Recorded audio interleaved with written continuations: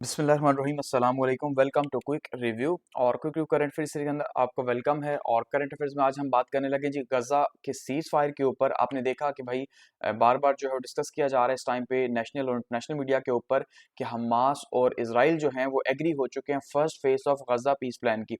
और इसका सारे का सारा जो क्रेडिट है वो दिया जा रहा है जी ट्रम्प साहब के जो 20 पॉइंट्स थे उनको, कि भाई वो जो 20 नुकात उन्होंने दिए थे जिसमें सबसे इंपॉर्टेंट यही था कि हमास जो है वो उसको जो गजा का कंट्रोल है वो छोड़ना पड़ेगा, ठीक है। और इंटरनेशनल बॉडी जिसमें ट्रम्प या टोनी ब्लेयर वगैरह होंगे वो इसको गवर्न करेंगे, ठीक है। तो ये 20 पॉइंट जो है वो दिए गए थे, तो उसमें जिक्र किया गया था। अब ये कहा जा रहा है कि भाई उन्हीं 20 पॉइंट्स के ऊपर वो जो पीस प्रपोजल था ट्रम्प साहब का, ठीक है, तो ट्रम्प साहब का पीस प्रपोजल जो है वो मान लिया गया और फर्स्ट फेज जो है वो स्टार्ट हो चुका है जिसमें जो है वो गजा के पीस के ऊपर बातचीत की गई है। तो बेसिकली अगर हम इसे एनालाइज करें तो देखिए ये बेसिकली एक तरह से ट्रम्प की विक्ट्री है, क्योंकि ये टाइमिंग बहुत ही आपको पता है। कल जो है वो 10 को, यानी कि 10 अक्टूबर की अगर हम बात करें तो पीस का नोबेल प्राइज जो है वो नॉमिनेट होगा। 3 नोबेल प्राइजेस नॉमिनेट हो चुके हैं, अब कल पीस का होगा, उसके बाद इकोनॉमिक्स का होगा।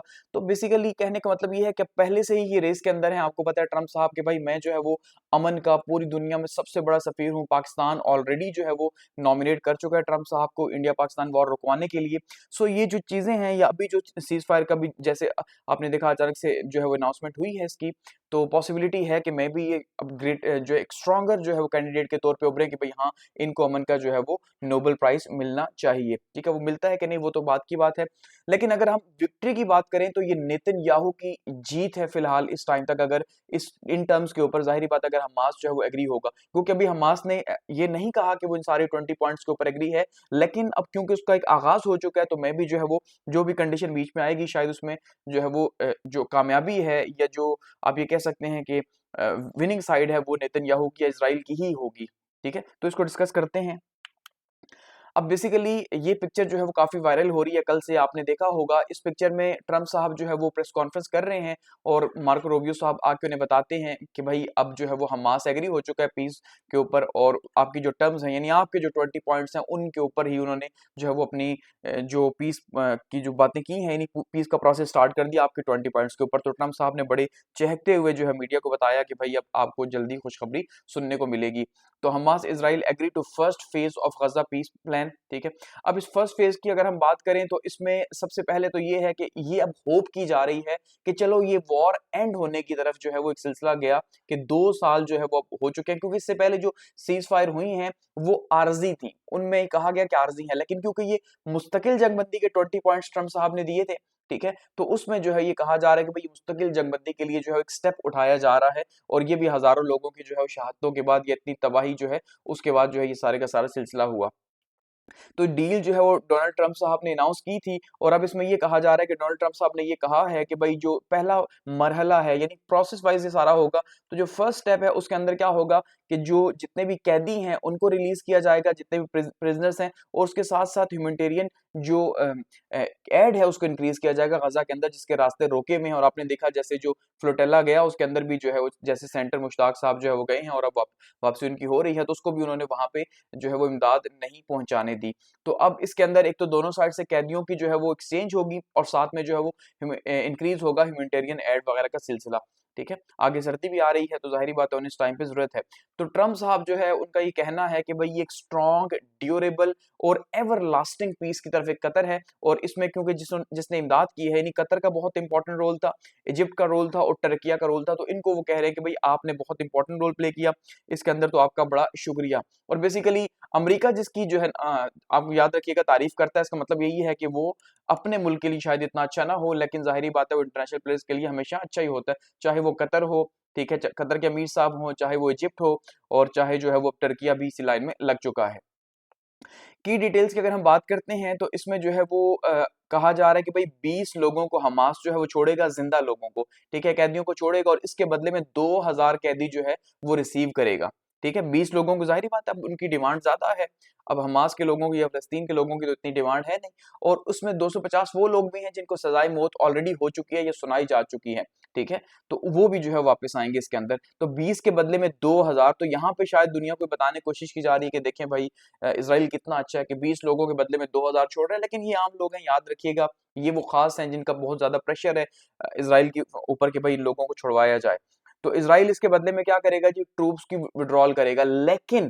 लेकिन इसका मतलब ये नहीं है कि वो गजा से वापस चला जाएगा, हरगिज ये नहीं है, बल्कि एग्रीड लाइन के ऊपर वापस जाएगा। यानी जो तयशुदा हुआ, जो भी फिलहाल सामने नहीं आया, तो वो एक लाइन है कि भाई जिस एरिया में वो घुसा हुआ है वहीं से थोड़ा कहीं पीछे होगा, ठीक है। लेकिन ऐसा नहीं है कि गजा से निकल जाएगा, ये आपने दिमाग में नहीं रखना। फर्स्ट फेज के अंदर ऐसा कुछ नहीं होने जा रहा। तो जो एग्रीड लाइन है वहां तक वो विड्रॉ करेगा, यानी जंग खत्म हो जाएगी और थोड़ा पीछे हट जाएगा, और उसके बाद जो है ये इनकी एक्सचेंज हो जाएगी। एक्सचेंज का जो प्रोसेस है इसे कहा जा रहा है जी 72 घंटों के अंदर जो है अब इसको आगे कंप्लीट किया जाएगा। यानी 3 दिन के अंदर, 3 दिन का टाइम दिया गया है कि 3 दिनों के अंदर जो है वो इसको एक्सचेंज किया जाएगा। और ट्रम्प के 20 पॉइंट्स जो हैं उनमें ये कहा जा रहा है कि भाई हमास को जो डिसआर्म करना था उसके ऊपर अभी फिलहाल बातचीत नहीं हुई, और ये ग्रेजुअल प्रोसेस होगा कि इसराइल जो है वहां से विड्रॉ करेगा, हमास जो है वो डिसआर्म करेगा, और पोस्ट वॉर रिकंस्ट्रक्शन जो है उसके अवामिल शामिल होंगे। तो फिलहाल तो ये कहा जा रहा है अमेरिका की तरफ से जो डिटेल सामने आई है, लेकिन हमास इसके ऊपर एग्री होगा अपने डिसआर्ममेंट के ऊपर कि नहीं, ये बहुत इंपॉर्टेंट है, ठीक है। तो बेसिकली ये जीत फिलहाल जो है वेस्टर्न्स की ही है, ज़ायनिज़्म की ही जीत है, इसमें मुसलमानों की कोई जीत नहीं है, क्योंकि ट्रम्प साहब ने से कहा कि जीत है मुसलमानों की, लेकिन ऐसा कुछ भी नहीं है।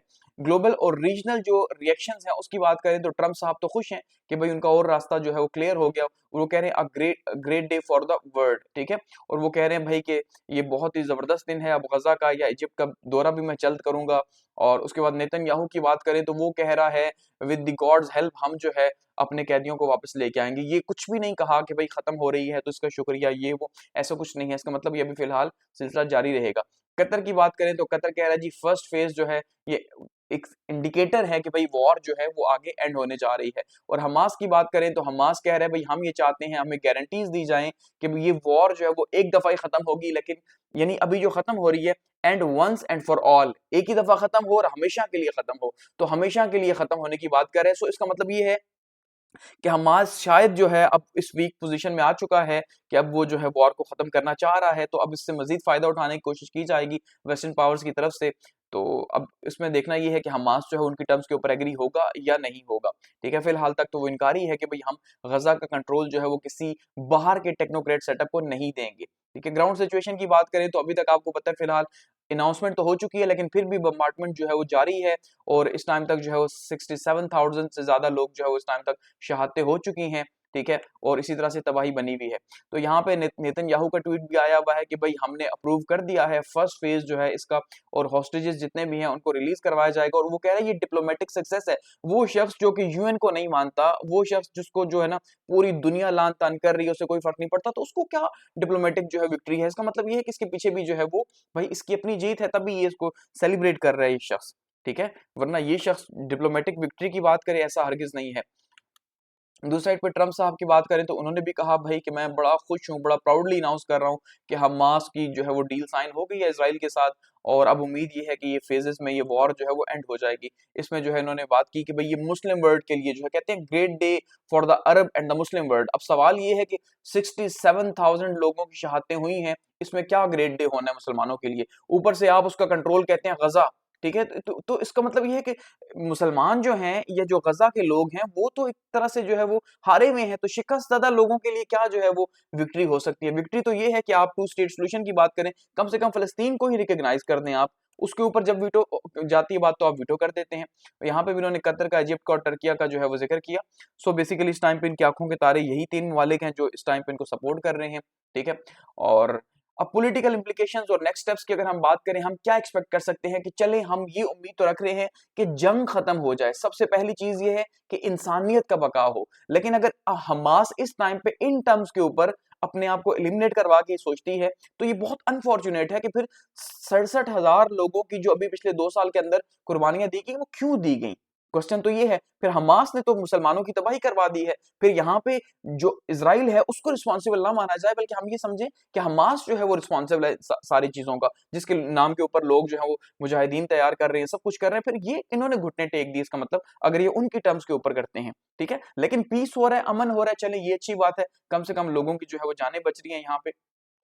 तो अरब नेशंस अब इस प्लान को जो है वो बैक कर रहे हैं और वो चाह रहे हैं कि भाई टू स्टेट सॉल्यूशन की तरफ मामलात जाएं। तो नेक्स्ट में हम ये उम्मीद रख सकते हैं कि शायद अब जो है वो 2 रियासती हल की तरफ जाएं। लेकिन याद रखिएगा ये फैसला किसी ने नहीं करना। अगर दो रियासती हल का फैसला होगा तो सिर्फ एक शख्स कर सकता है, उसका नाम है नेतन्याहू, या एक मुल्क कर सकता है, उसका नाम है इजराइल।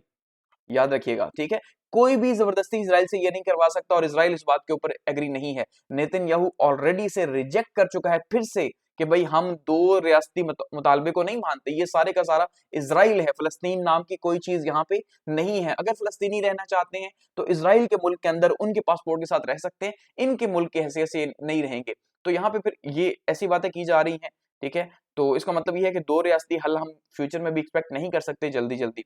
नेक्स्ट फेज में ये हो सकता है कि इंटरनेशनल एडमिनिस्ट्रेशन की बात की जाए तो उसके ऊपर फिलहाल तक अभी जो है वो हमास एग्री नहीं है, उसको रिजेक्ट कर रहा है कि भाई जो ट्रंप है, ये टोनी ब्लेयर हैं, इनको हम नहीं देंगे। बल्कि हमास ये कह रहे हैं कि आप पैलेस्टीनियन टेक्नोक्रेट गवर्नमेंट बनाएं, ठीक है। तो पैलेस्टीनियन बनेगी तो जाहिर बात है वो पैलेस्टीनियन अथॉरिटी के कंट्रोल में आएगी, तो ये भी अच्छी बात है, कम से कम इनसे तो बहुत बेहतर है, ठीक है। और अब देखना ये है कि नेक्स्ट में जो है अब क्या सिलसिला होगा या किस तरह से जो है ये मामलात आगे बढ़ेंगे। लेकिन फिलहाल तक सबसे इंपॉर्टेंट चीज ये है कि यहाँ पे जो टू स्टेट्स की बात की जा रही थी वो हमें दिखाई नहीं दे रहा इस एग्रीमेंट के अंदर कहीं पे भी। सबसे पहला तो इसका फेलियर हम ये देखेंगे।